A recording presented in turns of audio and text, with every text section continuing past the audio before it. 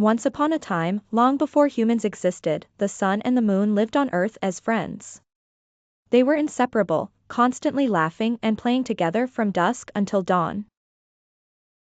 The sun was vibrant, warm, and full of energy, while the moon was calm, serene, and soothing. Their bond was admired by all living creatures, and their joy spread across the land. One day, the sun and the moon decided to build a grand house together. They chose a beautiful spot by a crystal-clear lake that reflected both their lights perfectly. The sun, with its powerful rays, constructed the walls, radiating warmth and brightness. The moon used its gentle glow to illuminate the interiors, creating a tranquil and welcoming home. The harmony in their abode attracted various creatures who wanted to bask in the warmth and tranquility that the sun and the moon provided.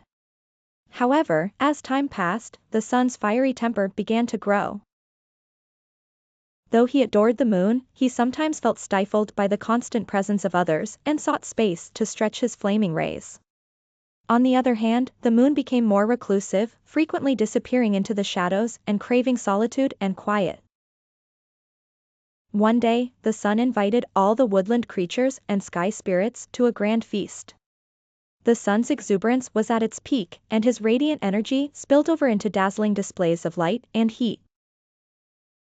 The moon, overwhelmed by the bustle and noise, retreated to the lake, seeking reflection and peace. The sun noticed the moon's absence and, burning with a mix of concern and frustration, went to find her. The moon sat by the lake, her face mirrored in the still water, her calm presence a stark contrast to the sun's fiery aura. "Why do you leave our friends and the warmth of our home?" the sun asked, a hint of impatience in his voice. The moon sighed, her calm gaze meeting the sun's intense stare. "My dear friend, your light is too dazzling. I need balance, rest, and quiet.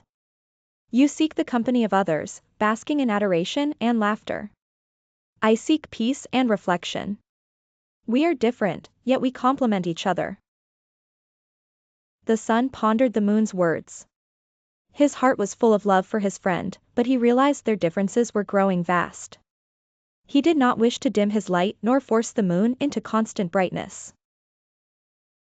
Then, an idea dawned on the sun: what if we find a place where we can both shine without overshadowing each other? The moon looked at the sun, curiosity filling her eyes.